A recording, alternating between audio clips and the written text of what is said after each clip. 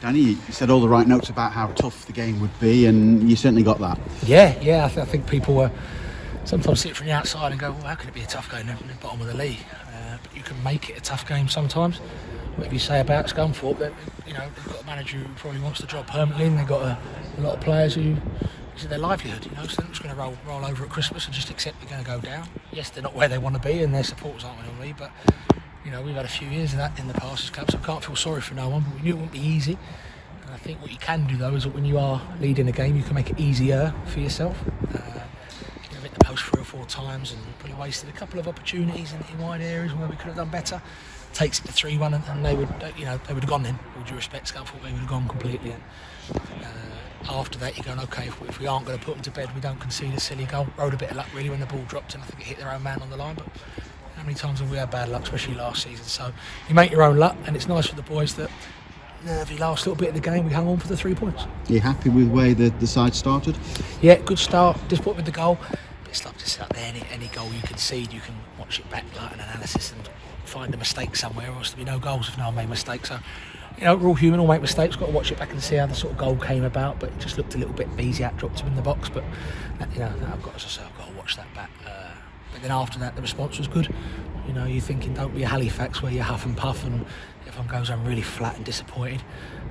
Quigg scores a great goal. I thought his general play was really good apart from his goals today. And after that, he just opened with Kingy's free kick to go 2-1 at half time. And hindsight's a great thing, but I think we might have gone on then. Second half, they might have died a bit on their knees, Scunthorpe, but they didn't. They kept going. We hit a post a couple of times, and you're thinking, okay, now you don't leave it with a point. You have to leave with 3 points, especially when we miss those chances. And at the end, as I say, you've got lads like, not really our big markers from set piece having to do it because they're throwing bodies in, and to do anything, like I say every single week to you guys, you've got to ride those storms and you've got to show some character. And I thought, especially the 2 centre halves and the goalie, really led by example in that final little period of the game where you're looking for your experienced defenders and men to stand up and make sure that no one passes the rear guard. And I thought that, as I say, Palms and Grimes especially were excellent today. Just going back to the goal conceded, were you slightly concerned that it opened you up a little bit? Yeah, I think so. I think obviously the free kick comes in and a bit of head tennis, and 4 or 5 phases later the lad drops. It's just important that when we're marking from anything, but especially set pieces, wide free kicks, you stay with your man, and if you don't, then you pass him on to someone. You don't just let him drift off and do what he does. I think overall this season we've defended open play and set pieces really, really well, and I think we did after that. And I think some of the sort of gritty tackles we made, a lot of them were unfairly given for free kicks. I think they caught the ball a few times and play on, and King handballed it. It was free kick, but listen, that's not sour grapes because we won the game. But I think we'll be a lot more disappointed if they got something in the end with some of the decisions that were made during the game. Happy to hit back straight away as well with the equalizer.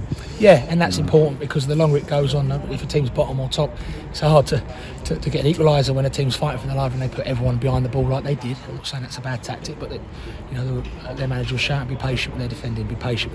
They were shuffling side to side and making us work the ball and pass the ball sideways, and they were quite happy for us to do that. So once they score, you think, this is going to be tough now to unlock it. We all believed we would get that equaliser, but to do it in the first half, which almost makes the second half a new game. Otherwise, you're just chasing it. It's tough. So, yeah, great work from Quiggs. Really, really nice for him to get a goal to match his work rate that he's brought to the table all season. First Chesterfield player to get a brace this season as well, which is quite strange, really, in itself. The manager got sent off midway through the second half. What will happen there?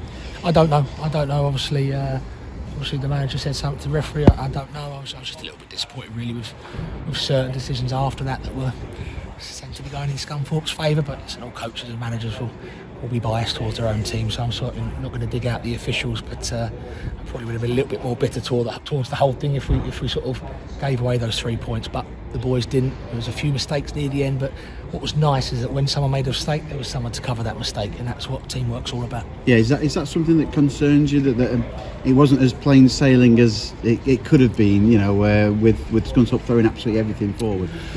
Well, obviously you'd rather not throw things forward. You'd rather a nice nervous afternoon where you're 4-0 up and everything's rosy for the rest of the game. But how many goals have Wrexham scored in 90 plus minutes to win things, and you've got to do it. There's no bad teams in this league. There's teams that are underperforming and there's teams that are out of form. There's no poor teams. This isn't the National League of 20 years ago, or whether it was part-time. This is proper football. So they're scrapping, they're fighting, and hopefully they'll beat a few more teams here in a way that helps us in our promotion chase. A few changes today, of course. Mike Jones coming back into the side. No Bailey Clements, anything in that at all? No, it's a difficult one because with Brandon and Bailey, they're both so evenly matched. You know, they're young lads, they're learning, they're both going to make mistakes, they're both going to do great things. I thought Brandon was really good today, by the way, and Bailey's been excellent. And what's disappointing is with full-backs, really, if one's not playing, then you don't really have a full-back, or we haven't tended to have a full-back on the bench. So it looks like we've gone from starting to, although Brandon started the last game, starting to like the abyss. And it's not the abyss because everyone knows that, you know, Clarkey and Wheeler and Bailey sitting behind the dugout today, and it's disappointing for them, you know, but any minute they can come back in the team. Any other bumps and bruises ahead of the return fixture? No, didn't see it at all. You know, obviously the physio will sort of check them over today and tomorrow, but as it stands, we're all good for us to have a good set of fit players to choose from for New Year's Day.